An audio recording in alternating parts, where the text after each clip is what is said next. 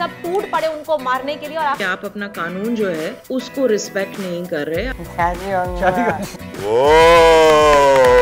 अगरचा जोर हवाओं ने डाल रखा है, मगर फिर भी चिराग ने लौ को संभाल रखा है। इमरान खान ने पाकिस्तानी सियासत में नई तारीख रकम कर दी है। हजारों में वोट लेते हुए नजर आए हैं।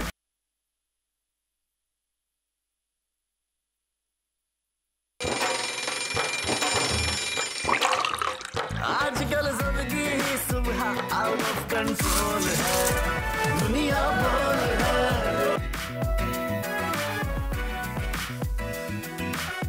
बिस्मिल्लाहिर्रहमानिर्रहीम, अस्सलाम वालेकुम, गुड मॉर्निंग एंड सुबह खैर।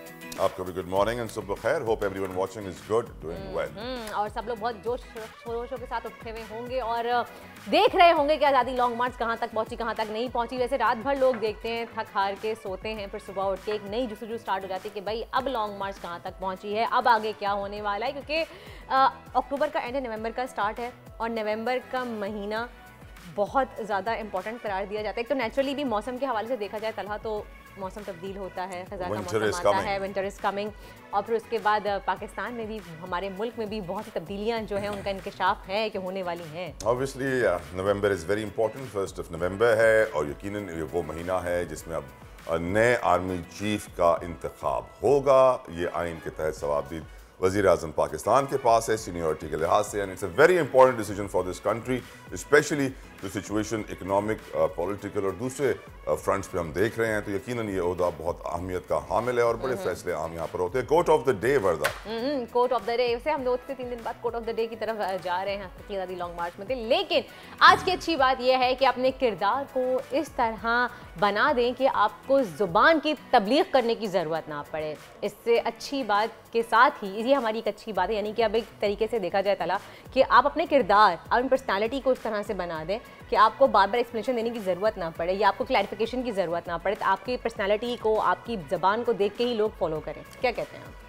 यकीनन आपका किरदार, आपका अखलाक बहुत ज़रूरी होता है, लेकिन आपके अखलाक का ही हिस्सा आपकी ज़ुबान भी है। तो मैं ये कहूँगा कि यकीनन ज़ुबान बहुत ज़रूरी है, क्योंकि कहते हैं ना कि तलवार के घाव भर जाते हैं, ज़ुबान के घाव नहीं भरते हैं। बाज़ औक़ात आपके एक्शंस बहुत अच्छे होते हैं, लेकिन उनके साथ वो वर्ड्स भी बहुत ज़रूरी होते हैं जो उसे सपोर्ट करे। खैर आगे बढ़ते हैं। और हमारे इस्लाम में भी जो है हुस्न अखलाक से पेश आने के लिए हिदायत दी गई है और कहा गया है कि हुस्न सलूक और हुस्न अखलाक का दामन थाम के रखो। खैर ये तो थी हमारी आज की अच्छी बात। नजर डालते हैं आज की बड़ी खबर पे। तब्दीली के महीने का आगाज, उसके साथ ही पीटीआई के आज़ादी मार्च का शेड्यूल भी तब्दील। अब 11 या 12 नवंबर तक इस्लामाबाद पहुंचेंगे। माह नवंबर में मौसम के साथ और क्या कुछ तब्दील होने जा रहा है, बात होगी आज के शो में। गलत फहमी या गैर जिम्मेदार सोशल मीडिया मुहिम। कराची मच्छर कॉलोनी में 2 गुना जिंदगियां चली गईं। जिम्मेदार कौन? पुलिस तहकीकात कर रही है, मुआशरा कटहरे में है। स्पेशल बच्चों का स्पेशल टैलेंट, डाउन सिंड्रोम का शिकार मिनहाल और फुरकान का कारनामा। सिंध में उन्होंने कौन सी चैंपियनशिप जीती, मिलवाएंगे आपको बासलाहियत हीरो से। और T20 वर्ल्ड कप में कौमी टीम का सफर लगभग इख्तिताम के करीब। जनूबी अफ्रीका से जुमेरात को रस्मी मैच होगा। बाबर आजम की कप्तानी शदीद तनकीद की जद में है। मैं समझा आप कहेंगे बाबर आजम की कप्तानी खतरे में। वाकई खतरे में है, क्योंकि होनी भी चाहिए खतरे में। तला जिस तरह के मैचेस खेले जा रहे हैं और हमारी पाकिस्तानी टीम से परफॉर्मेंस दे रही है, वो क्या बोले उसके ऊपर कि वाह क्या बात है। मेरे ख्याल से रमीज राजा की चेयरमैनी भी खतरे में होनी चाहिए। देखिए आप नेगेटिविटी मत फैलाएं तलहा। नेगेटिविटी नहीं, हकीकत नहीं, और आप सच। नेगेटिविटी फैला रहे हैं तलहा। रियलिटी बाइट, सच कड़वा होता है, बर्दाश्त करें। Become positive, we need a change in our team. Without a change, merit पे खिलाड़ी लेकर आए, मेरिट पे चेयरमैन पीसीबी लेकर आए, टीम सही हो जाएगी। बट हमारे चेयरमैन कहते हैं ना पीसीबी के कि जी रमीज राजा साहब के नेगेटिविटी ना फैलाएं आप। डायलॉग मानने में क्या है? टॉप ट्रेंड दिखाइए। टॉप ट्रेंड पे नजर डालते हैं। आज के टॉप ट्रेंड में क्या है जी? सबसे पहले टॉप ट्रेंड में हकीकी आज़ादी लॉन्ग मार्च है, जिसपे 4,85,000 ट्वीट्स आ चुके हैं अब तक। आप देख सकते हैं आज़ादी लॉन्ग मार्च टॉप ट्रेंड पे है तला। और क्यों ना हो, कब से लोगों को इंतजार था हकीकी आज़ादी लॉन्ग मार्च का, और फाइनली ये होने जा रही है। लेकिन देखते हैं कि इसका रिजल्ट क्या निकलता है। यकीनन डिले है, स्पेस स्लो है, स्पीड स्लो है। फ्राइडे या सैटरडे एक्सपेक्टेड है कि वो इस्लामाबाद पहुंचेंगे, और सिक्योरिटी को मद्देनजर रखते हुए काफ़ी हाई स्टैंडर्ड्स फॉलो किए जा रहे हैं, जिसकी वजह से भी स्पीड को और कम कर दिया गया है ताकि कोई नाखुशगवार वाकया रूनुमा ना हो जाए। लेकिन एक अवाम का जम्मे गफीर भी है तलहा, जिसकी वजह से भी स्पीड स्लो हो गई है।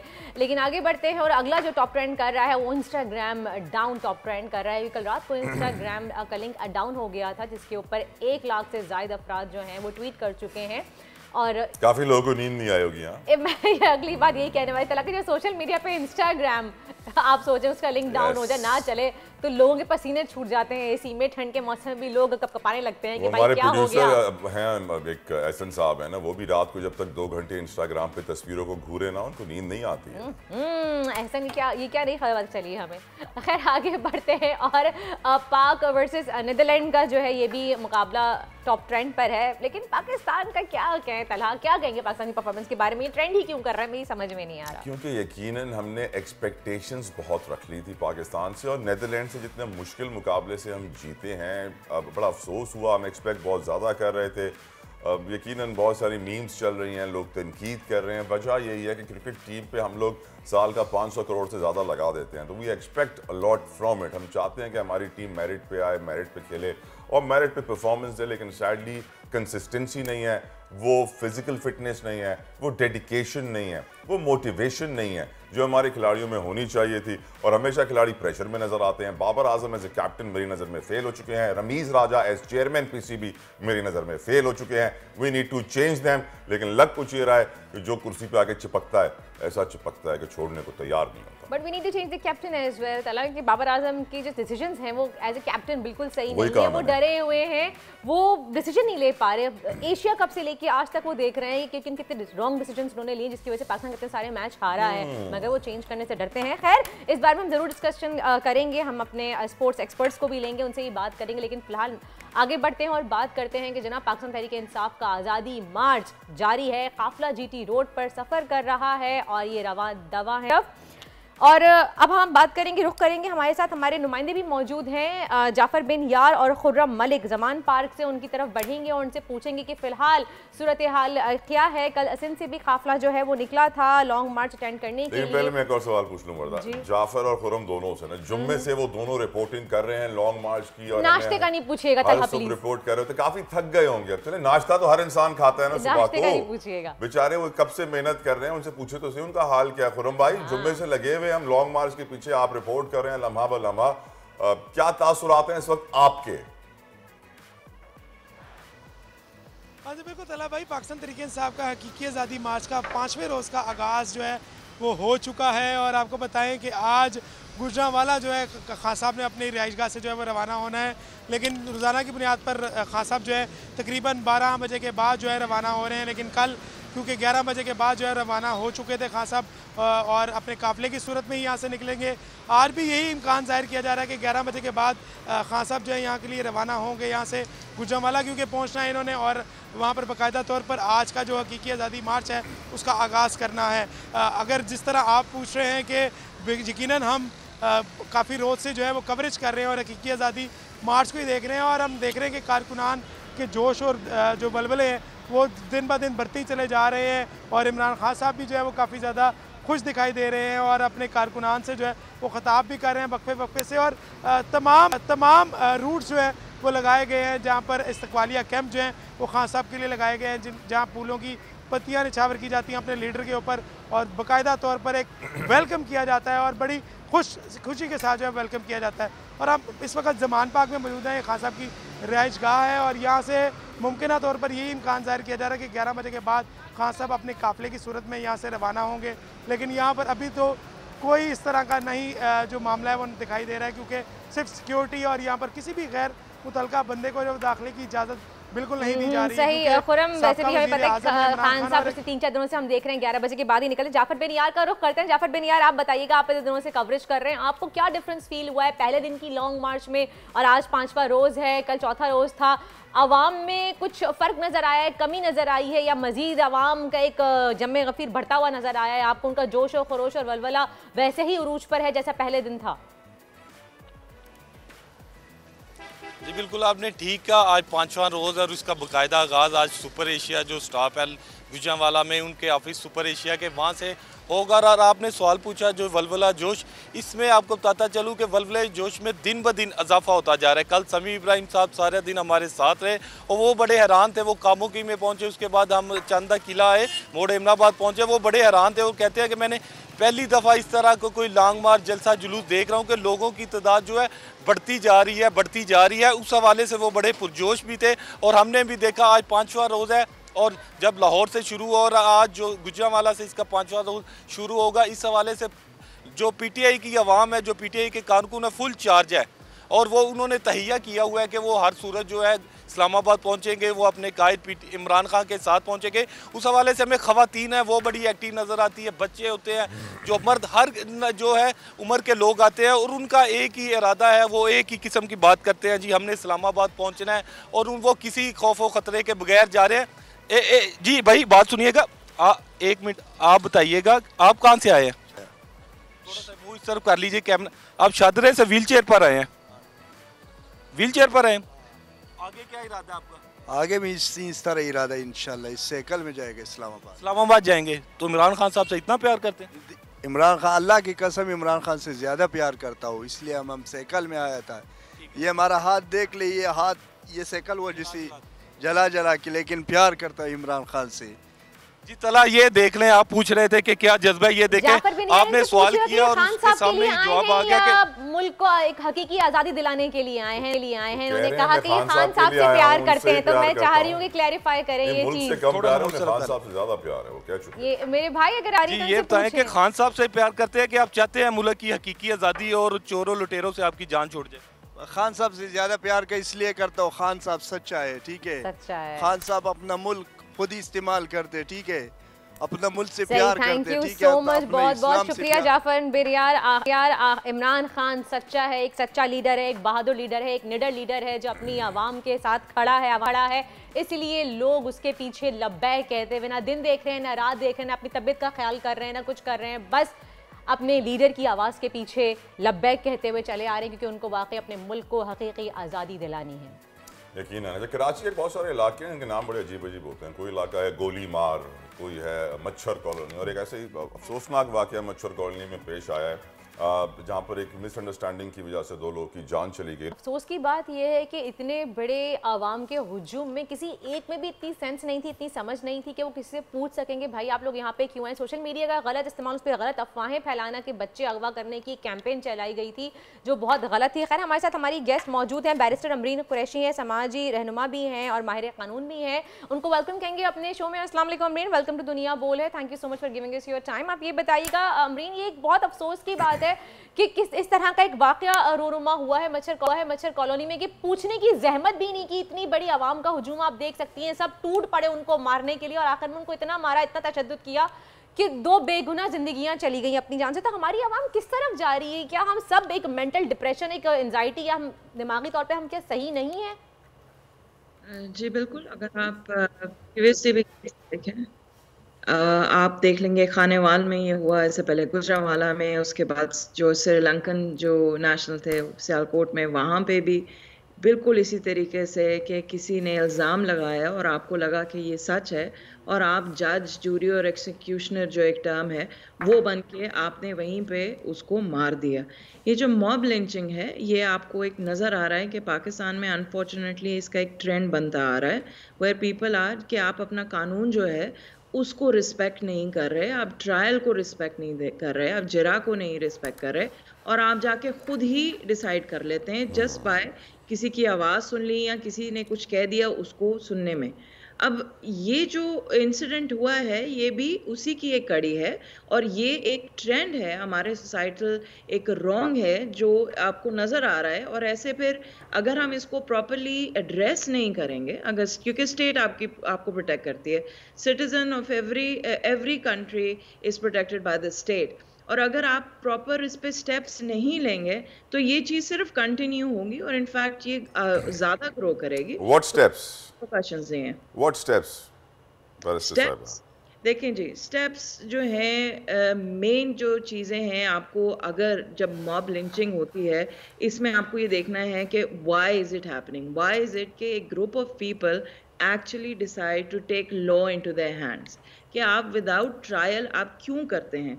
इसमें आपका जो सबसे important चीज़ें हैं, कुछ चीज़ें हैं which I feel के are important is you need to make sure कि इस दफ़ा ये जो केस चल रहा है ये फास्ट ट्रैक हो।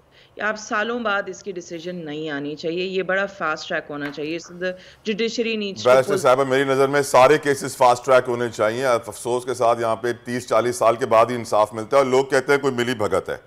नहीं, बिल्कुल। और स्पेशली मॉब लिंचिंग के लिए जो जुडिशरी है उनको बड़ा ज़रूरी है ताकि जो एक रेट्रिब्यूशन होती है, सज़ा जब नज़र आती है वो एक ऑटोमेटिकली दूसरा जो बंदा है अगली दफ़ा करेगा वो रुक जाएगा, 10 दफ़ा सोचेगा करने से पहले। अमरीन, इसमें यहाँ पे मिस इन्फॉर्मेशन कितना बड़ा चैलेंज है हमारे, क्योंकि उनको एक मिस इन्फॉर्मेशन थी, सोशल मीडिया पे गर्दिशें कर रही थी काफ़ी सारी खबरें कि एक बच्चे पकड़ने वाले, अगवा करने वाले एक ग्रोह फैला हुआ है, तो उन्होंने वही आवाज़ सुनी और उनके ऊपर जो है वो धावा बोल दिया। तो मिस इन्फॉर्मेशन कितना बड़ा चैलेंज है हमारे यहाँ।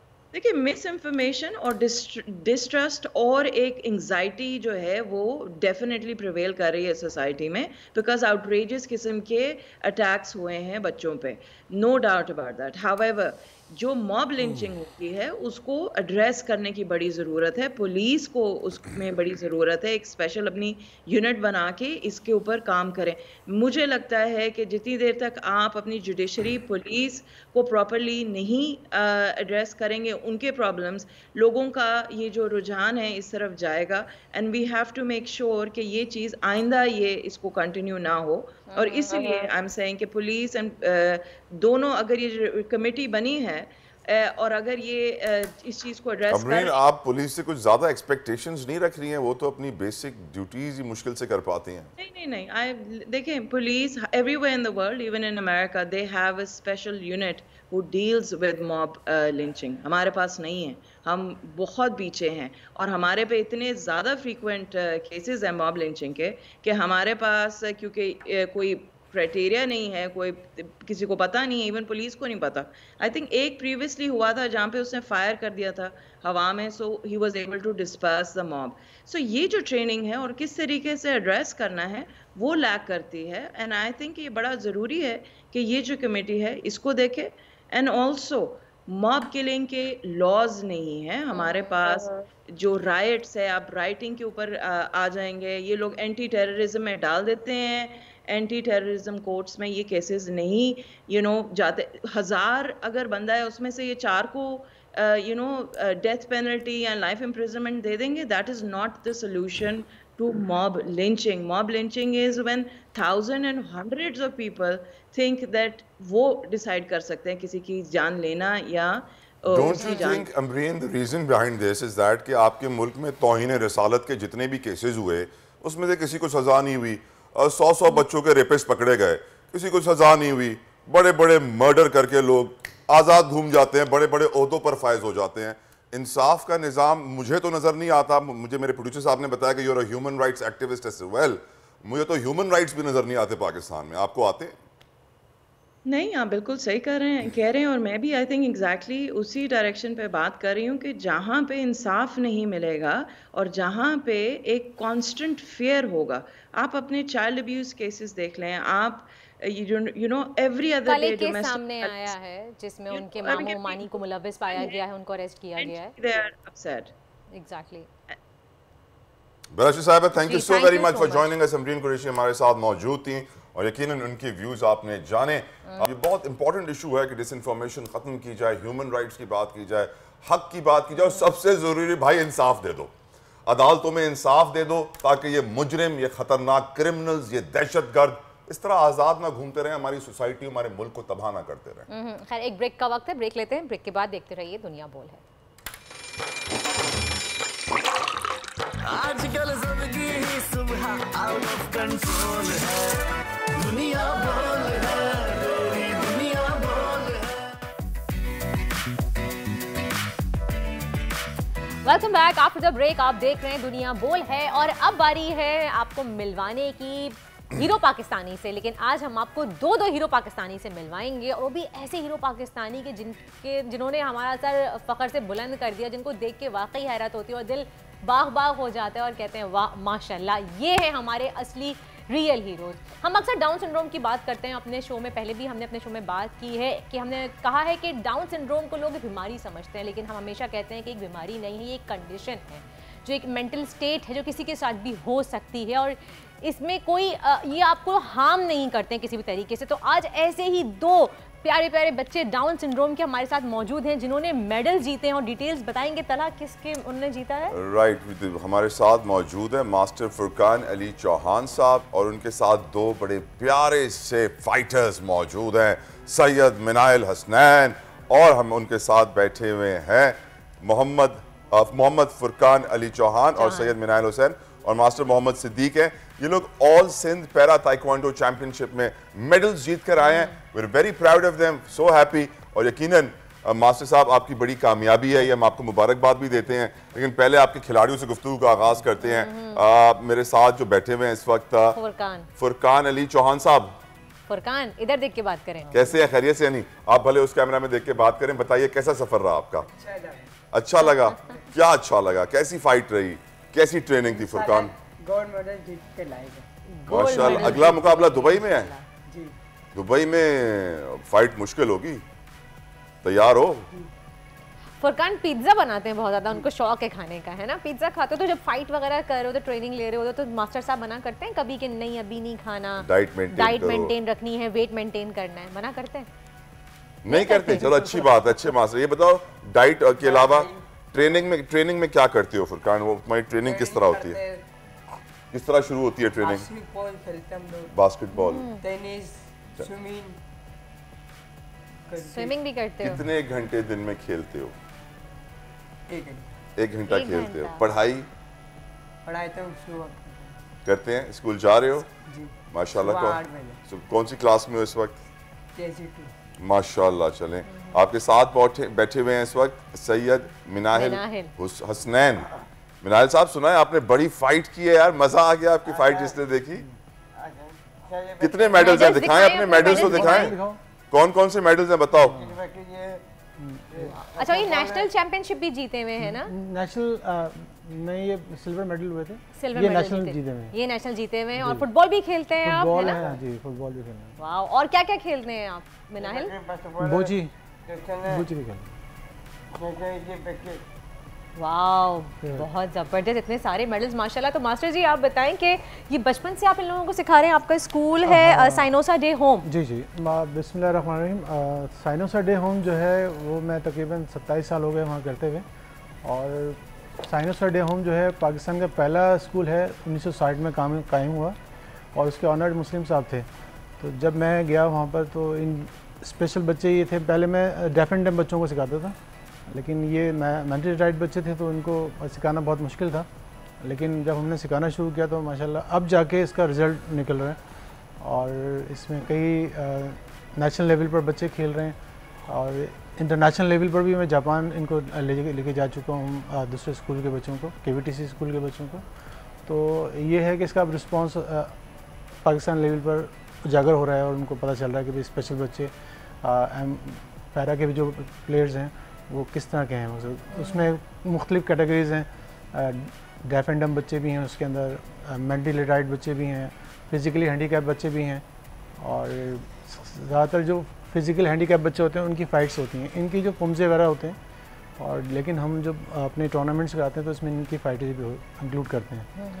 तो माशाल्लाह साइनोसा स्कूल के बच्चे में काफ़ी टैलेंट है और उसमें गर्ल्स बॉयज़ दोनों कर रहे हैं, ताकि 100 से ज़्यादा बच्चे हैं जो। कहाँ पर है ये स्कूल? कितना महंगा है ये स्कूल? गरीब आदमी आ सकता है, नहीं आ सकता? बहुत महंगा नहीं है और जो अफोर्ड नहीं कर सकते वो उनको फ्री ऑफ कॉस्ट भी वहाँ स्कॉलरशिप दी जाती है। वाह जी जी। और क्या क्या होता है स्कूल में? स्कूल में मुख्तलिफ स्किल्स उनको सिखाए जाते हैं। बाकी ताइक्वांडो के हवाले से, स्पोर्ट्स के हवाले से बहुत कैसे ख्याल कैसे है आपको डाउन सिंड्रोम बच्चों को लेने का? मुझे मेरे जो उस्ताद हैं ग्रैंड मास्टर नजम खानम, तो वो डेफ एंड डम बच्चों को सिखाते थे माशाल्लाह। तो मैं अफसर स्कूल उनके स्कूल एज ए वॉलंटियर आता था सिखाने के लिए। तो बस वो वहीं से शौक़ हुआ, मैंने मैं भी कुछ करूँ इस फील्ड के अंदर। तो बस वहाँ जब हम साइनोसा स्कूल और KVTC स्कूल में जब गया, डिफेंस में KVTC, तो ये बच्चे नज़र आए। तो फर्स्ट टाइम कराने में थोड़ी सी प्रॉब्लम हुई मुझे, लेकिन अल्हम्दुलिल्लाह फिर कितना वक्त हो गया आप कराते हुए ट्रेनिंग? 27 साल हो गए तकरीबन दोनों स्कूलों में। ऐसे स्पेशल बच्चों को? जी 27 साल से करा रहे हैं? जी 27 साल। माशाल्लाह। और इसी बिना पर मुझे जो है ना सिंध का पूरा प्रेसिडेंट बनाया गया कि भैया हमारे जो कर्नल साहब हैं, कर्नल वसीम साहब जो कि पाकिस्तान ताइक्वांडो फेडरेशन के प्रेसिडेंट हैं, उन्होंने फिर मुझे रेकमेंड किया कि आप जो सिंध को जो है ना पूरा आप देखें। तो अल्हम्दुलिल्लाह है कि हमने सिंध चैम्पियनशिप भी ऑर्गेनाइज़ की, कराची चैम्पियनशिप भी ऑर्गेनाइज़ की। तो उसमें ये कि अब नेशनल लेवल पर बच्चे खेल रहे हैं और फिज़िकली हैंडीकैप एक बच्चा है अरसलान जो पाकिस्तान आर्मी में ज्वाइन हो गया, उसको पाकिस्तान आर्मी जो है सैलरी भी दे रही है उसको। क्या बात है, क्या बात है। फुरकान अली चौहान सुना है, गाना बड़ा अच्छा गाते हैं। हाँ फुरकान है। फुरकान गाना कौन सा पसंद है? या सिर्फ खाना पसंद? मनाहिल में खल गाते हैं। मनाहिल गाना सुनाएंगे मुझे। गाना गाते हैं? नहीं आते? नहीं, खाना शौक से खाते हैं। खाना शौक से खाते हैं, गाना नहीं सुनाते। फुरकान और क्या लाइफ में हॉबीज हैं? कोई शौक ऐसा, कोई ख्वाहिश ऐसी कि तुमको यार ये मुझे करना है एक दिन, ये मेरी ख्वाहिश है? मैं ये सोच रहा हूँ जॉब कर लूँ। जॉब कर लो। जॉब कर लूँ। क्या जॉब करना चाहते? बताएं, आपको से बहुत सारे लोग सुन रहे हैं, आपको जॉब ऑफर भी कर देंगे वो फौरन से। क्या जॉब करना चाहते हो? मेहंदी बेच दे, पैसे कमा ले। वो तो जरूरी है पैसे कमाना, आई एग्री, उसके बिना तो जिंदगी चलती नहीं है। लेकिन अब जॉब किस साइड पे करना चाहते हो? बैंक में करना चाहते हो, मीडिया में करना चाहते हो? दोस्त के पास। और दोस्त कौन है आपका? वो क्या करते हैं? इमरान। इमरान क्या करते हैं? इमरान क्या करते हैं भाई? काम करते हैं। नहीं, उसका किस चीज का काम है? कौन सी शॉप है? बताया नहीं ना, पूछ के बता। पूछ के बताना बस यार इमरान भाई, इनको दे दो यार शॉप में थोड़ी सी नौकरी। गांव से आए हैं। माशाल्लाह माशाल्लाह। मिनाहिल की तरफ बढ़ते हैं जी। मिनाहिल बड़े होके क्या बनना है? मैं शादी करूंगा। बहुत अकलमंद है मिनाहिल माशाल्लाह से ना, इसको मालूम है मेरे गोल्स क्या है, मेरे टारगेट्स क्या है। शादी करना गोल है इनका। शादी करना लाज़मी है। शादी के लिए लड़की कैसी चाहिए मिनाहिल? अच्छे। ये बताओ, 4 शादियां कर सकते हैं ना हम मर्द? एक बार तो लो देखा वर्दा आपने, आप खामखाई मर्दों को तनकीद का निशाना बनाती है 4 शादियों पे। मैं सैयद मिनाहिल हसनैन, मेरी दुआ है आप 4 शादियां करें। आमीन। आप भी बोले आमीन। आमीन।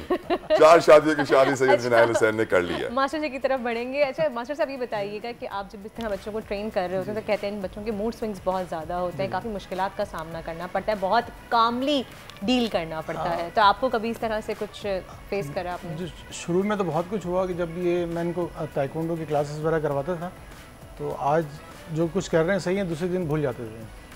तो ये कंटिन्यू जिनकी क्लासेस रहते हैं तो फिर बहुत ज़्यादा प्रॉब्लम हुई, क्योंकि लाइनअप भी सीधे नहीं खड़े हो सकते थे। बहुत से बच्चे ऐसे होते हैं कि वो लाइन भी नहीं खड़े हो सकते, लेकिन आस्ते आस्ते जो है ना फिर वो एक्सपीरियंस बढ़ता रहा।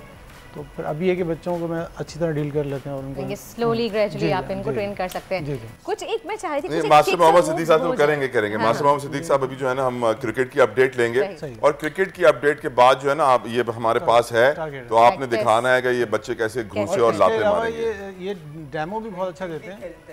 अच्छा, क्रिकेट का शौक है, क्रिकेट खेल देखते हो? अभी देख रहे हो क्रिकेट? पाकिस्तानी टीम कैसे खेल रही है? इंशाल्लाह कराची जीतेगा, पाकिस्तान भी जीतेगा। पाकिस्तान जीतेगा, वो निकल गया वर्ल्ड कप से यार। वर्ल्ड कप से निकल गए हम, हार गए हम लोग तो बहुत वर्ल्ड कप में आ जाएगा फिट तरीके से आ रहे हैं, मजा आ गया ऐसे खेलते हुए सीखते हुए कज़न ने सिखाया। तो चले आप क्रिकेट की अपडेट लेंगे, क्रिकेट के बाद फिर आपसे चेक करते हैं। हमारे साथ मौजूद हैं हमारे नुमाइंदे who is covering world cup from Australia, Ejaz Waseem Bakri साहब। बाकरी साहब ऑस्ट्रेलिया में बड़ी पार्टी कर रहे हैं, बड़ा एंजॉय कर रहे हैं, क्योंकि पाकिस्तान के मुकाबले तो ऐसे है नहीं कि कवर किए, जब मालूम है हार जाना है आखिर में बोल देना हाँ यार हार ही गए। तो खैर बाकरी साहब, कुछ लोग अभी भी उम्मीद लगाए बैठे हैं कि वर्ल्ड कप में हमारी दौड़ बाकी है, मेरी नहीं है, तो आप बताइए आपकी है? अहमद फराज साहब का एक शेर है कि अगरचा जोर हवाओं ने डाल रखा है मगर फिर भी चिराग ने लौ को संभाल रखा है। तो अभी भी हमारे टेक्निकल तौर पर तो हम टूर्नामेंट से आउट नहीं हुए हैं। मैं अभी सिडनी पहुंचा हूं और ओलंपिक पार्क सिडनी अभी पाकिस्तान की टीम एक फैंस मीटअप कर रही है, मैं रास्ते में हूँ, गाड़ी में हूँ, वहीं पे जा रहा हूँ। कल पाकिस्तानी टीम का ट्रेनिंग सेशन है और परसों पाकिस्तान ने यहाँ मजबूत हरीफ साउथ अफ्रीका के खिलाफ अपना वर्ल्ड कप का चौथा मैच खेलना है। तो इस वक्त जो सेमीफाइनल का सबसे बड़ा सवाल फैंस की तरफ से ये है कि क्या पाकिस्तान पहुंच सकता है या नहीं। तकरीबन ये 20% चांस है कि पाकिस्तान सेमीफाइनल में पहुंच सकता है। वो भी उस सूरत में पहुंच सकता है कि पाकिस्तान साउथ अफ्रीका को परसों सिडनी में हराए और फिर 6 तारीख को पाकिस्तान जाके बांग्लादेश के खिलाफ जीते हैं। चिल्ला काटना पड़ेगा, चिल्ला। इसके लिए तो मुसल्ले में बैठना पड़ेगा, मन्नतें माननी पड़ेगी। 40 दिन का चिल्ला। लेकिन दूसरी तरफ हमें ये दुआ करनी पड़ेगी कि जो इंडिया के 2 मैचेस हैं, एक जिम्बाब्वे और एक बांग्लादेश, तो इंडिया के अगेंस्ट जैसे हमें अपसेट जिम्बाब्वे ने किया, तो इंडिया को अगर कोई अपसेट कर दे और एक मैच साउथ अफ्रीका का अगर अपसेट हो जाता है हमसे हारने के बाद, तो तब पाकिस्तान पहुंच सकता है। लेकिन ये चांसेस बहुत कम है क्योंकि जो लोअर रैंकिंग की टीमें हैं वो सिर्फ पाकिस्तान को ही अपसेट हुआ है या एक टीम ने इंग्लैंड को अपसेट किया था। तो ऐसे में मुझे नहीं लगता कि पाकिस्तान अब सेमीफाइनल में पहुंच पाएगा। गलतियां बहुत हुई हैं इस टीम से। इस टीम ने बाकी बाबर आजम की कप्तानी के बारे में क्या कहेंगे? बहुत ज़्यादा तनकीद का निशाना बनाया जा रहा है कि उनके डिसीजंस जो हैं वो सारे गलत साबित हुए हैं। एशिया कप से लेके आज तक हम देख रहे हैं वो सही डिसीजन नहीं ले पा रहे, वो डिसीजन लेने में डर रहे हैं। क्या कहेंगे उनके बारे में? Batting line no doubt Babar उस लेवल की कप्तानी नहीं कर सका जिस लेवल की कप्तानी की जरूरत होती है, क्योंकि कप्तान को बोल्ड स्टेप लेने पड़ते हैं, ब्रेव होना पड़ता है। इस पाकिस्तान टीम में 2021 से लेकर अब तक रिजवान और बाबर ने ओपनिंग की पोजीशन के ऊपर 7 सेंचुरियों की पार्टनरशिप कर ली है। लेकिन इसके मुकाबले में देखें कि ये जब दोनों आउट होते हैं तो नीचे से स्कोर नहीं होता। तो अगर कप्तान जो होता है वो अपनी जगह सैक्रिफाइस करके, उसको बाबर को चाहिए था कि जब उसका मिडिल ऑर्डर स्कोर नहीं कर रहा, फखर आपके पास इंजर्ड थे, अब फखर वापस आए हैं टीम के अंदर, तो बाबर को वहां कुर्बानी देनी चाहिए थी। एक तो ये चीज है। दूसरा, क्रूशल मोमेंट्स के ऊपर पाकिस्तानी टीम को आप देख लें कि जब भी पाकिस्तान के बॉलर्स को 18 गेंदों के ऊपर 50 रन डिफेंड करने होते हैं तो वो 50 रन हमने करवा दिए हैं। तो ये वाली मिस्टेक्स और ब्लंडर्स बाबर की कप्तानी में हुए। अब सोशल मीडिया के ऊपर और साबिक क्रिकेटर्स एक सिजा तो बना रहे हैं कि रिजवान को T20 की कप्तानी दे दी जाए, लेकिन मुझे नहीं लगता कि इतनी जल्दी बाबर आजम से कप्तानी वापस ले ली जाएगी। पीसीबी क्या कहता है इस बारे में? क्योंकि बहुत ज्यादा सोशल मीडिया पर ट्रेंड किया जा रहा है, आप पीसीबी की क्या राय है? क्या मेरी नजर में तो बाकरी साहब, रमीज राजा को भी अब चेयरमैन पीसीबी नहीं रहना चाहिए, थोड़ी सी गैरत का एक चमचा खा के हट जाना चाहिए। देखिए, अब रमीज राजा तो अब उसको शहबाज शरीफ ने सवाल हुआ था, प्राइम मिनिस्टर ने कहा था कि जी नए हम भी आए थे तो रमीज भी नया था तो हमने उसको मौका दिया था। जहां तक बाबर की कप्तानी की बात है, देखें पाकिस्तान क्रिकेट बोर्ड की इंतजामिया और टीम मैनेजमेंट तो ये बहाना इख्तियार कर सकती है ना कि एशिया कप में इंडिया को बाहर करके बाबर ने पाकिस्तान को फाइनल खिलाया, और पिछला जो T20 वर्ल्ड कप था दुनिया की बड़ी टीमें बाहर हो गई थी और पाकिस्तान ने वर्ल्ड कप का सेमीफाइनल खेला था। मजमूई तौर पर पाकिस्तान की परफॉर्मेंस बुरी नहीं है। न्यूजीलैंड को उसकी होम ग्राउंड पर 3 मुल्क के टूर्नामेंट में पाकिस्तान ने हराया है। लेकिन कप्तानी के जो फैसले हैं, अगर आपने लॉन्ग टर्म देखना है तो शायद पीसीबी कोई ऐसा डिसीजन करे, लेकिन मौजूदा हालात में नहीं लग रहा कि अगर आपकी टीम वर्ल्ड कप से बाहर होने जा रही है तो बाबर को हटा दिया जाएगा। मुझे ऐसा नहीं लग रहा। सरफराज को वापस लाने के लिए बहुत ज्यादा शोर किया जा रहा है ना, सोशल मीडिया पे बहुत ज्यादा ट्रेंड कर रहा है कि सरफराज को वापस लाया जाए, तो आपको लग रहा है कुछ खबरें हैं? नहीं, वो मेरिट पे पूरा उतरता है, उसको नहीं लाएंगे। देखिए, मिडिल ऑर्डर्स के अंदर सरफराज, क्योंकि एक्सपीरियंस प्लेयर की जरूरत है।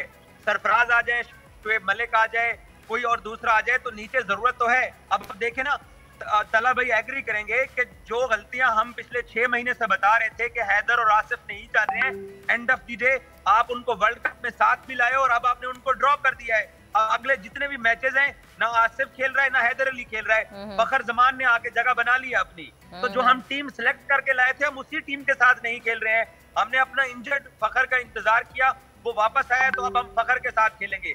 अब ना हैदर हमें एक्शन में दिखाई देंगे ना आसिफ, और मेरा ख्याल है कि इस वर्ल्ड कप के बाद दोनों को ड्रॉप करके डोमेस्टिक क्रिकेट में भेजा जाए ताकि वहां पे थोड़ी अपने आप को दोबारा से बेहतर हूं और उसके बाद टीम में वापस आए। सही, बहुत बहुत शुक्रिया। इजाज़ वसीम बाकरी हमारे साथ मौजूद थे। वाकई हमें बहुत ज़्यादा सख्त मेहनत की ज़रूरत है हमारी टीम को, कि हमारी पाकिस्तानी टीम बहुत अनप्रेडिक्टेबल है। जब भी हमें लगता है कि ना ये है कि वर्ल्ड कप में हम नहीं आने वाले, तला 2 साल जो पैसे आपने क्रिकेट को देने हैं ना, वो पाकिस्तान के बाकी सारे खेलों को दे दें।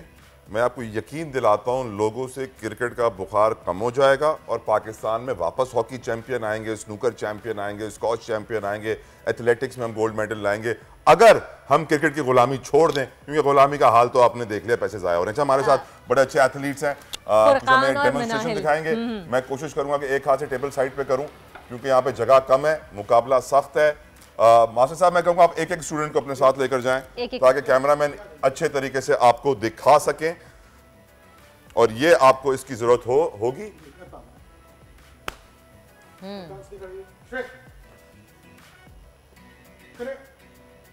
आपको स्टिचिंग करके दिखाएंगे, स्टिचिंग करें, स्टिचिंग कर करो। वो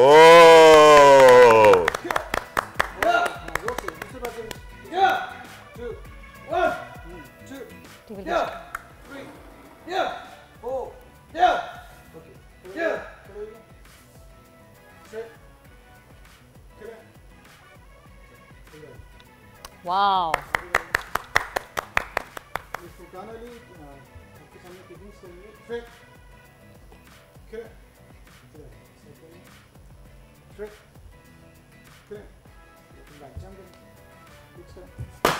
wow wow wow,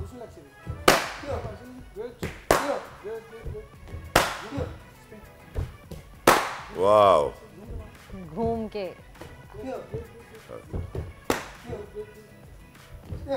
wow, very nice. Very उनसे भी good, किक्स, very उनकी good. स्ट्रेचिंग देख के उनकी किक्स मुझे मालूम है बहुत प्यारी होंगी। हाँ, दोनों फाइट करेंगे। नहीं, वरना आपको नहीं लगेगी, आप डरे ना। नहीं, मैं देखने के लिए पीछे हो गया। डर लगता है।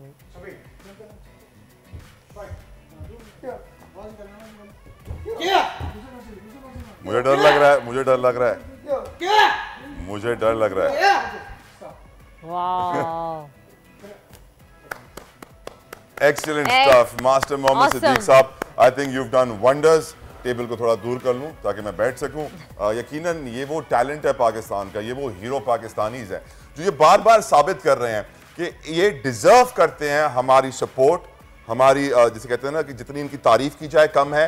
और जो हम पूरी जिंदगी क्रिकेट के ऊपर खर्च करते आए हैं, शायद इन स्पोर्ट्स के ऊपर हम खर्च करें तो दुनिया भर से हम मेडल्स और पाकिस्तान का सबसे लाली परचम लहरा सकते हैं और दुनिया को बता सकते हैं कि हम किसी से कम नहीं। बट सैडली वही 500 करोड़ पे क्रिकेट को दे देंगे, किसी और स्पोर्ट को 1 रुपया नहीं देंगे। एग्जैक्टली आप देखें, इन लोगों को ज़रूरत है कि अब इनको स्पॉन्सर किया जाए। अब देखिए, अपनी मदद आपके तहत ये लोग यहाँ तक पहुँच सकें। अगर आप गवर्नमेंट की सपोर्ट होगी, इनके साथ फेडरेशन की सपोर्ट होगी तो ये लोग कितना आगे जा सकते हैं। पूरे दुनिया में सिर्फ पाकिस्तान का नाम ही होगा और पाकिस्तान का सिर्फ सबसे लाली परचम होगा। हम थैंक यू कहेंगे हमारे साथ जो 2 फाइटर्स थे, अमेजिंग फाइटर्स थे। I will not call them special children, they are just like any other child in Pakistan. ये किसी कोई स्पेशल कहना, ये बिल्कुल एक हम जैसे आम बच्चों की तरह से हम ऐसे ये हैं। आई विल थैंक यू, शुक्रिया अदा करूंगा मैं मोहम्मद फुरकान अली चौहान का, सैयद मिनाइल हसनैन का, मास्टर मोहम्मद सिद्दीक का, कि आपकी वजह से, आपकी मेहनत के बदौलत पाकिस्तान का टैलेंट जाया नहीं हो रहा। हीरो पाकिस्तानी घर बैठे बैठे जंग नहीं खा रहा है। आप जैसे लोगों की बदौलत वो आ रहे हैं, सामने आ रहे हैं, पाकिस्तान का नाम रोशन कर रहे हैं। थैंक यू मास्टर साहब, we are so grateful to you as a nation कि आप इस खेल को आगे लेके चल रहे हैं और इन बच्चों को ऐसी प्यारी एक्सीलेंट आउट क्लास ट्रेनिंग दे रहे हैं। Thank you so very much. अल्लाह ताला आपके स्कूल को भी तरक्की दे और मजीद वहाँ स्टूडेंट्स। और बहुत खुशी होती है देखिए कि इस तरह के भी हमारे मुल्क में अभी भी लोग हैं जो इस तरह काम कर रहे हैं। जो मैं सोच रहा था इन दोनों बच्चों से कहूँ कि जाके ढूंढ के उस शख्स को मारें जो हमारे सोफे के कुशन चोरी करके ले गया। हाँ, हमें ढूंढना पड़ेगा, इनको भेजते हैं, एक ब्रेक भी लेते हैं, हम ब्रेक लेते हैं, ब्रेक की जाने बढ़ते हैं और फिर लोगों को भेजते हैं ढूंढने के लिए। कुशन चोरी हो गए हमारे मास्टर साहब, इन दोनों को जो ना मारना है। आपसे छोटे से ब्रेक के बाद चोर को पकड़ के मारें। आजकल जिंदगी ही सुबह आउट ऑफ कंट्रोल है, दुनिया बोल है, तेरी दुनिया बोल है। Welcome back after the break. आप देख रहे हैं दुनिया बोल है और अब बात कर लेते हैं कुछ मौसम की सूरत हाल की। वैसे तो जाड़े की आमद है, लेकिन कराची में दूर दूर तक चांसेस नहीं है कि यहाँ पे ठंड आ जाएगी। यहाँ स्टिल अभी तक गर्मियाँ ही चल रही हैं। अगर शुमाली इलाकों की बात करें तो आज़ाद कश्मीर में बारिश और बर्फ़बारी के बाद सर्दी की शिद्दत बढ़ गई है और आज भी आज़ाद कश्मीर के साथ साथ गिलगित और बल्दिस्तान में हल्की बारिश और पहाड़ों पर बर्फ़बारी का इम्कान है।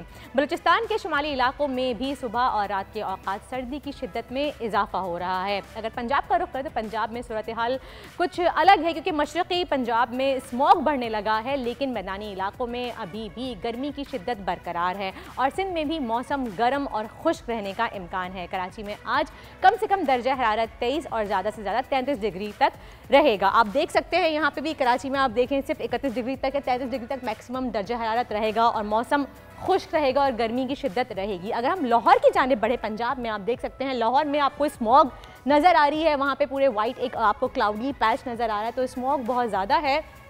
अगेन मैं कहूँगी कि प्लीज़ ड्राइव सेफली, ध्यान से ड्राइव कीजिए। अगर स्मॉग सुबह के वक्त बहुत ज़्यादा है तो अपनी गाड़ी की हैज़र्ड लाइट्स ऑन कर लीजिए, लेकिन हाँ अलबत्ता लाहौर में शाम में हल्की सी खुनकी हो जाती है। तो अगर आगे चलते हैं बात करते हैं लाहौर के दर्जा हरारत की, तो लाहौर का दर्जा हरारत कम से कम 18 और ज़्यादा से ज़्यादा 29 डिग्री तक रहने का इम्कान है। इस्लामाबाद में आज कम से कम दर्जा हरारत 16 और ज़्यादा से ज़्यादा 26 डिग्री तक जाने का इम्कान है। यानी कि इस्लामाबाद में ठंड है, शॉल वॉल निकाल लेनी चाहिए। कोयटा का रुख करें तो कोयटा में दर्जा हरारत कम से कम 13 और ज़्यादा से ज़्यादा 24 डिग्री तक रहेगा और पेशावर में कम से कम दर्जा हरारत 17 और ज़्यादा से ज़्यादा 27 डिग्री तक जाने का इम्कान है। पेशावर में आज हल्की बारिश का भी इम्कान है। तो ये तो थी वेदर अपडेट। अब चलते हैं तलहा की तरफ। This weather segment is brought to you by तू टेंशन ना ले, हवा आने दे, गर्मी भगा, ठंड रख, स्प्राइट। और अब बात करें कुछ सियासी मौसम की। इमरान खान ने पाकिस्तानी सियासत में नई तारीख रकम कर दी है। इमरान खान एक साथ कौमी असम्बली की 7 नशिस्तें जीतने वाले पहले अवामी मकबूल तरीन लीडर बन चुके हैं।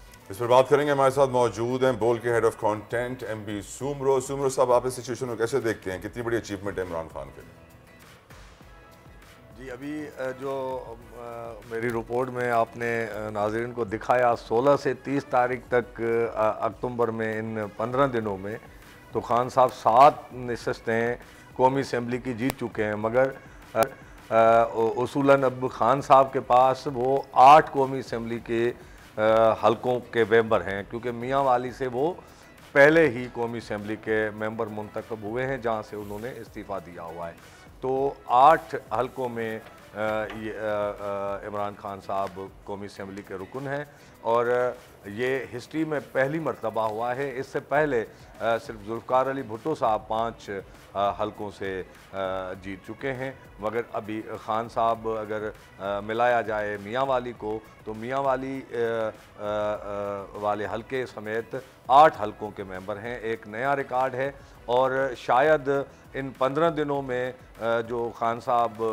के ख़िलाफ़ बातें होती रही हैं, उसके बावजूद जो 30 तारीख को इलेक्शन हुई है कुरम पर, तो उसमें भी खान साहब जीते हैं। तो उससे लग रहा है कि जो खान साहब को मानने वाले हैं या खान साहब से प्यार करने वाले हैं, इन नेगेटिव जो मुहिम या तनकीद हो रही है वो असर नहीं ले रहे।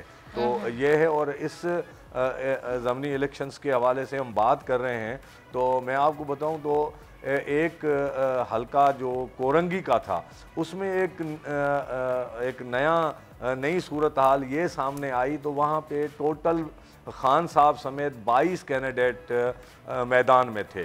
तो उस 22 कैंडिडेट्स में 21 कैंडिडेट्स की ज़मानतें ही ज़ब्त हो गई खान साहब से इलेक्शन लड़के। अगर कोरंगी के हलके का जिक्र किया जाए तो जो कोरंगी का था तो उस पे जो भी कराची की मकबूल तरीन जमायतें गिनी जाती हैं, जिसमें MQM है, पीपल्स पार्टी है, तहरीक लब्बैक है, अपना पाक सरजमीन पार्टी है, माजर कौमी मूवमेंट है, इन सब के कैंडिडेट्स की ज़मानतें ही ज़ब्त हो गई। तो उसके अलावा मलीर में भी तहरीक लब्बैक, पाक सरजमीन और JUI के कैंडिडेट्स की ज़मानतें ज़ब्त हुई। उसके अलावा जो ये अब ज़मीनी इंतखाबात हुए हैं, ख़ास तौर पर जिन 8 हलकों पर खान साहब ने मुकाबला किया था, उनमें देखा जाए तो पेशावर में जमायत इस्लामी के कैंडिडेट की ज़मानत ज़ब्त हुई है। उसके बाद मर्दान में जमायत इस्लामी के कैंडिडेट की ज़मानत ज़ब्त हुई है। चारसदा में भी उनकी ज़मानत ज़ब्त हुई है। और जो कल यानी कि 30 अक्टूबर को जो कुरम में इलेक्शन हुई है, वो उसमें भी जमायत इस्लामी के कैंडिडेट की जो ज़मानत ज़ब्त हो गई है। तो बाकी जो तहरीक लब्बैक के कैंडिडेट्स की ये ज़रूर है कि उनकी ज़मानत ज़ब्त हुई है, मगर जैसे ननकाना साहब हैं वहाँ पे उनकी ज़मानत ज़ब्त हुई है, मगर 24,000 वोट लेने के बाद तहरीक लब्बैक के कैंडिडेट की ज़मानत ज़ब्त हुई है। तो तहरीक लब्बैक के जो कैंडिडेट हैं वो हज़ारों में वोट लेते हुए नज़र आए हैं इस ज़मनी इंतखाबात। सही, बहुत बहुत शुक्रिया एमबी सुमरो साहब, कंटेंट सेल के हमारे हेड थे, और आपने बताया हमें कि किस तरह से एक तारीख रकम हुई है। इमरान खान 8 की सीटें एक दफ़ा जीत चुके हैं। आगे बढ़ते हैं और आपको बताते हैं कि ये माह नवंबर का आगाज़ हो चुका है और ये महीना तब्दीली का महीना है, क्योंकि तब्दीली को जिस तरह से भी है, जो सफ़र है तब्दीलियों का इस महीने में ही शुरू होता है, वो किसी और महीने में नज़र नहीं आता। जो इस महीने से शुरू होता हुआ हमें नज़र आता है। उम्र पूरी हो जाने वाले जर्द पत्ते खुद दरख्तों से अपना ताल्लुक तोड़ देते हैं ताकि नए पत्ते उनकी जगह ले सकें। ऐसा ही कुछ इस माह के दौरान पाकिस्तान में होने जा रहा है। Really? वो क्या है? क्योंकि ये महीना तब्दीलियों का महीना है और तब्दीलियां होती हुई हमें नज़र भी आ रही हैं। पाकिस्तान तहरीक इंसाफ की आज़ादी मार्च का शेड्यूल भी तब्दील हो गया है। ये मार्च अब जुम्मे के बजाय 11 या 12 नवंबर को इस्लामाबाद पहुंचेगा। अब वहां तक पहुंचते पहुंचते क्या कुछ तब्दील हो सकता है, ये देखना अभी बाकी है। डिस्कशन के लिए हमारे साथ मौजूद हैं पीटीआई की रहनुमा शानदाना गुलजार साहिबा। Shandana, so thank you so very much for giving us your precious time. Delay की वजह से जो टारगेट चेंज हुए हैं, जो प्लान चेंज हुआ है, क्या इम्पैक्ट आएगा आपकी नज़र में? शुक्रिया रला साहब, शुक्रिया मैम। देखिए, डिले 2-3 वजूहात से हुई। एक तो अगर आपको याद है, लाहौर में हमारा जो पहला दिन था वो निकलते निकलते लिबर्टी से और लाहौर के आउटस्कर्ट्स तक पहुंचते पूरा दिन लग गया। जो क्राउड था उससे निकलना, मैनेज करना बहुत मुश्किल था। और हमारा ये काम नहीं है कि लोगों को पुश बैक करें, हमारा काम है लोगों को इनकरेज करें। फिर जो एक अनफॉर्चुनेट इंसिडेंट हुआ, जो हमारी कॉलीग, आपकी कॉलीग सदफ नईम साहिबा की शहादत हुई, उनकी अल्लाह उनको बख्शे, उनकी जो फैमिली को तकलीफ़ पहुंची, इस पूरे मार्च को जो तकलीफ़ पहुंची, उसकी वजह से पूरा एक दिन मार्च रोक दिया गया और रोकना चाहिए भी था। फिर उसकी फैमिली ने जो एक अजीब किस्म का एटीट्यूड दिखाया, ताउन दिखाया, मैंने इतने फराख दिल लोग बहुत कम पाकिस्तान में देखे हैं। बहुत कोशिश की गई कि सियासत खेली जाए उस पर, लेकिन जिस किस्म की वतन दोस्ती, जिस किस्म की फराख दिली का उन्होंने मुजाहिरा किया, आई थिंक हम सबको उससे बहुत कुछ सीखना होगा वक्त के साथ साथ। अब बात आती है कि अगर ये डिले हो जाता है तो क्या फ़र्क पड़ेगा। नेचुरली हमारे जो सिंध में भाई बहन हैं, जो बलोचिस्तान में हैं, जो KP में हैं, वो सब ईगर हैं और बहुत अरसे से ईगर हैं कि वो निकलें और वो पहुँचे इस्लामाबाद। तो ज़्यादा से ज़्यादा एक डैम्पनर इफेक्ट हो सकता है फीलिंग्स पे कि जी हमें जल्दी है पहुँचने की। और ये भी नहीं है कि हम किसी को मना कर रहे हैं कि आप वक्त से पहले ना पहुँचे। मैं पहले इस्लामाबाद पहुँचूंगी, बहुत सारे लोग मेरे इलाके से पहुँचेंगे, लेकिन ओवरऑल जो हमारा एक जो डिमांड है, जो एक हमारी डेमोक्रेटिक डिमांड है कि ये इलेक्शन आपने जल्द से जल्द कराने। आपने कल अपने 45 कुरम एजेंसी का इलेक्शन देख लिया। अवाम इस वक्त बेचैन है चेंज के लिए, क्योंकि ये जिस किस्म की इकोनॉमिक अनसर्टनिटी पाकिस्तान में चल रही है, वो ये हुकूमत चाहे अगले अक्टूबर तक 10 साल भी ये रूल करें, ये उसको नहीं चेंज कर सकते। क्योंकि एक मेन पॉइंट, असेंबली में 173 लोग बैठे हुए, 173 लोगों से हुकूमत पाकिस्तान नहीं चल सकती है। मेन इशू ये है। ट्रू। अच्छा शानदाना साहिबा, शुरू से ये सवाल रहेगा कि हमारे जहनों में यही सवाल आ रहा है कि इतना बड़ा एक मार्च निकल रहा है, कितने सारे लोगों का एक आवाम का समंदर हम कह सकते हैं कि सड़कों पे आ गया है, इस्लामाबाद की जानिब रवा दवा है, गामजन है और इस्लामाबाद तक इंशाअल्लाह पहुँच भी जाएगा। कल हमने देखा परसों के NA-45 का इलेक्शन जीत के खान साहब ने एक अपना रिकॉर्ड कायम कर लिया, एक नया एक साथ इकट्ठी 8 सीटें जीत ली। इन तमाम चीज़ों के बावजूद भी साफ वाज़ेह है कि खान साहब की कितनी मकबूलियत है, आवाम चाहती है खान साहब को अपना लीडर बनाना, लेकिन उसके बावजूद भी हुकूमत किसी भी चीज़ पे कान नहीं धर रही है। वो सिर्फ स्ट्रेट फॉरवर्ड कह रही है कि इलेक्शन अपने वक्त पे ही करवाया जाएगा। दोबारा से वही सवाल करना चाहूँगी आपसे कि अगर नहीं मानती है हुकूमत, इलेक्शन की तारीख नहीं देती है, तो अगला लाहे अमल क्या होगा, क्या करेंगे आप लोग? कुछ तो सोचा होगा, कुछ तो प्लानिंग में होगा। एब्सोल्युटली। देखिए, 2 बातें हैं यहाँ पे। इस हुकूमत से ये कोई अच्छी बात मैं नहीं कह रही हूँ, बट इनसे आप सच की तवक्को नहीं रखें तो बेहतर है। इन्होंने कोई भी कसर नहीं छोड़ी कि ये लोग जबर से, जुल्म से, इन्फोर्स्ड डिसअपीयरेंसेस से, कत्लों से, जुल्म से, ज़्यादती से, कस्टोडियल टॉर्चर से अब्यूज़ से इन्होंने कोई हथकंडा नहीं छोड़ा कि किसी न किसी तरीके से पीटीआई के जो सपोर्टर्स हैं या जो पाकिस्तान के इस वक्त सपोर्टर्स हैं, पीटीआई तो पीछे रहेगी, बाकी पाकिस्तान का जो कॉज है उनको उससे डिस्पिरिट करें, उससे डिसएंगेज करें, उससे उनका दिल तोड़े, वो नहीं हो रहा। दूसरी बात ये है कि ये खुद भी बहुत तंग हैं, they are desperate for elections, इनकी ऊपर की बात आप मत सुने। और जो मैंने बात शुरू में थोड़ा सा हिंट किया, मैंने पहले भी आपके शो में कहा था और ये बात बदली नहीं है पिछले 6 महीनों में। बहुत जो हमारे फ्रेंडली ममालिक है, जिसे हम दोस्त ममालिक कहते हैं, आपने देख लिया कि उन्होंने भी जो तकरीबन $30 अरब पाकिस्तान को चाहिए था अगले साल के लिए, उसमें से 19 अरब तो सिर्फ इन्होंने डेट देना है, यानी कर्जे वापस देने हैं। तो वो पैसा अभी तक किसी ने नहीं दिया। मैक्सिमम ये हुआ था कि जो चीन ने और जो सऊदी ने पैसा दिया था इमरान खान साहब की हुकूमत को कि आप उसको रखें बैलेंस ऑफ पेमेंट्स के लिए, उस पैसे को हाथ नहीं लगाना, बट ये डॉलर्स पड़े हुए आपके अकाउंट्स में, वो डॉलर इन्होंने इजाज़त दे दी इस करंट हुकूमत को उसको रोल ओवर कर दें, यानी पड़ा रहे, हम इसको आपसे वापस नहीं लेंगे। उससे ज़्यादा उन्होंने ₹1 किसी ने नहीं दिया। इन्होंने IMF से $6 अरब मांगे थे, उन्होंने सिर्फ $1 अरब दिया। इन्होंने तमाम 200 ममालिक के चक्कर मार मार के, इंक्लूडिंग EU USA, जो ममालिक वोट ऑफ नो कॉन्फिडेंस में रजीम चेंज का हिस्सा भी थे, उन्होंने भी कुछ नहीं दिया, बल्कि उन्होंने आगे से एडवाइस दी अमेरिका ने खासकर कि आप चीन से मजीद पैसे मांगे, और चीन देगा भी। इशू इस वक्त ये है आपकी इकोनॉमिक इंस्टेबिलिटी का। इनको पता है कि आटा मजीद महंगा होना है, तेल मजीद महंगा होना है, बिजली मजीद महंगी होनी, कुछ अरसे की बात है।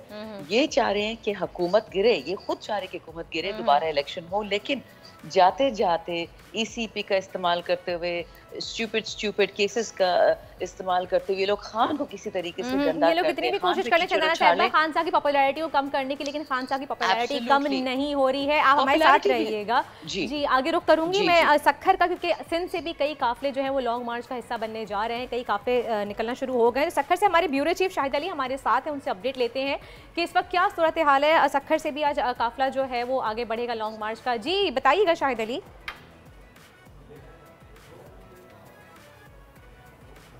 देखिए, सूरत हाल ये है कि कराची से जो PTI के कारकुनान का काफिला निकला था, अली जैदी की सरबराही में, जो सिंध के सदर हैं, वो सक्खर में पहुंच गया था, रात गए। इस वक्त हम इंसाफ हाउस पर मौजूद हैं। आप देख सकते हैं कि जो आने वाले उनकी हलवा पूरी से तवाज़े हो रही है।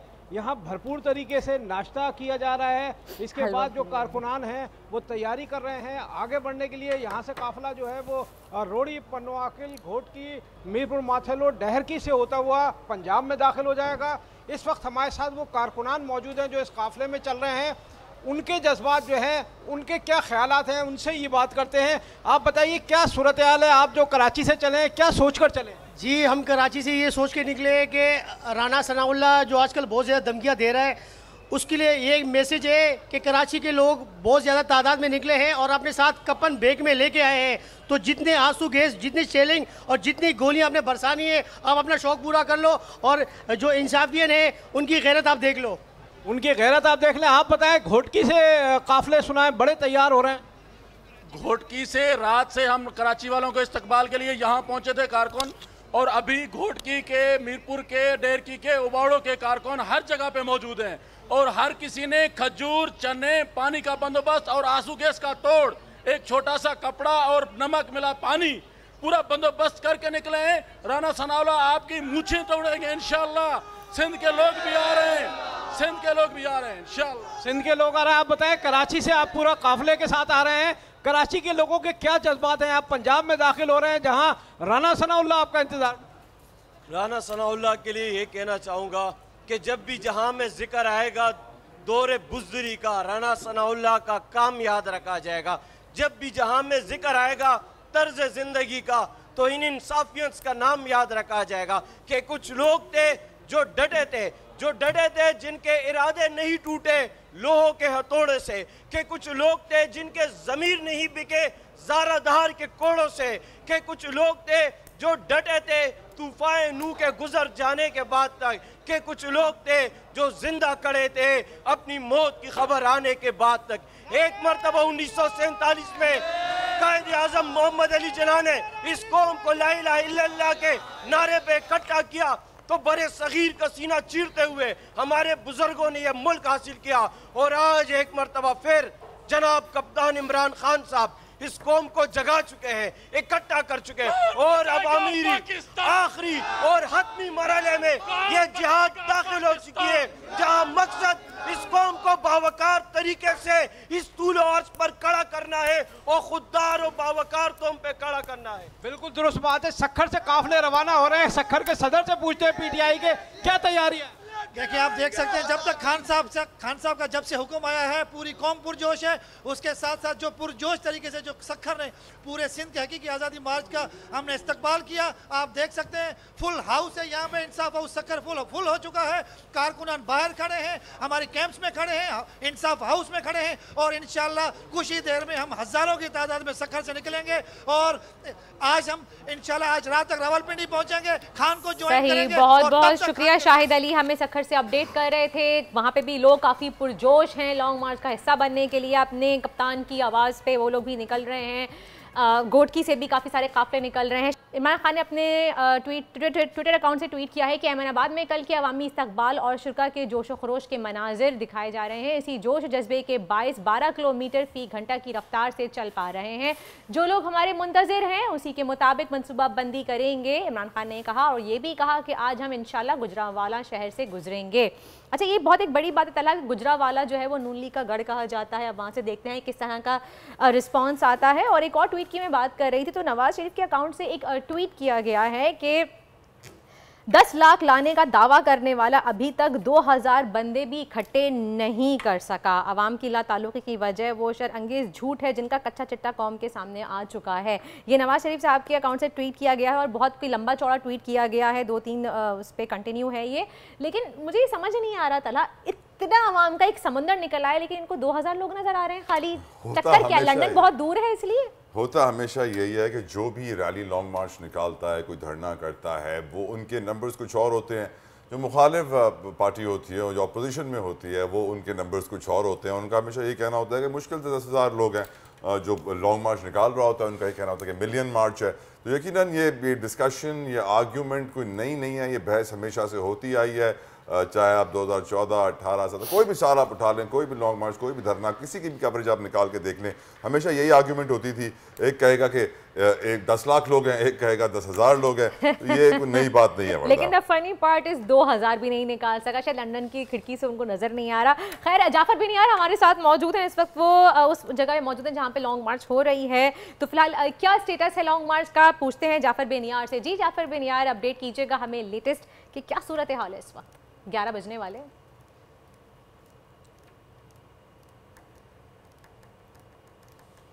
जाफर बिन यार से हम रब्ता कर रहे हैं और यकीनन कुछ लम्हात लगेंगे, लेकिन इस वक्त कारकुनान आज भी पुरजोश हैं।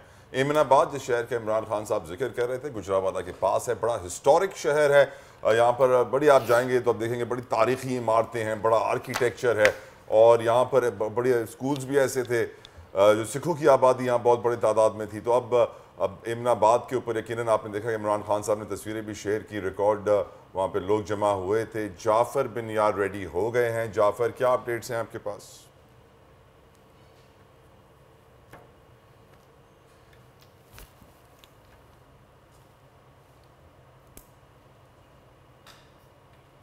जाफर, क्या आपको आवाज़ आ रही है? क्या आप हमें सुन सकते हैं? प्लीज़ अपडेट कीजिएगा हमें लेटेस्ट सूरत हाल से।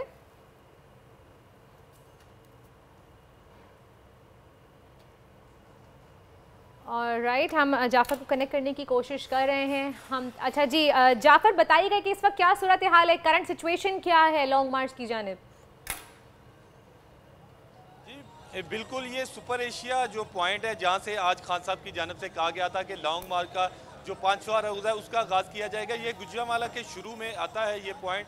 चंदा किला है और चंदे किले के साथ ये सुपर एशिया पॉइंट है जहाँ से क़यादत होगी लॉन्ग मार्च की और शहर की तरफ जाएगा। शेरांवाला, गोंदलावाला और शहर के अंदर ही आज जो 5वां रोज़ा है उसको इख्तिताम पजीर कर दिया जाएगी। यहाँ की अगर सुपर एशिया पॉइंट की बात बताऊँ तो कारकुनान की तादाद यहाँ पे जमा हो रही है क्योंकि 11 बजे का वक्त दिया गया था और आपको पता है सियासी जलसे जुलूसों में टाइम कमी पीछे कारकुन जो दूर दराज इलाकों से आ रहे हैं, कुछ लोग यहाँ पे ठहर चुके थे, कुछ दूर दराज इलाकों से आ रहे हैं और खान साहब ने कहा था कि 11 बजे तक यहाँ पे पहुँच जाइएगा। वो भी तकरीबन कहा जा रहा है कि 1 बजे तक आ जाएंगे और यहाँ से जो है बाकायदा आगाज़ हो जाएगा। और आज जो ये लॉन्ग मार्च का 5वां रोज़ा है ये 2 पॉइंट क्रॉस करेगा और वहीं पे इख्तिताम पजीर हो जाएगा। और कल दोबारा बताया जा रहा है कि इम्कान है कि शायद दोबारा गुजरांवाला शहर से गुजरे क्योंकि कल रोज़ जब इमरान खान साहब की तकरीर हुई तो उन्होंने कहा था कि मैं गुजरांवाला सारा शहर उसमें गुजारूंगा, अपना वक्त ज़्यादा यहाँ पे गुजारूंगा, और इसीलिए आज ये पॉइंट मुंतखब किया गया।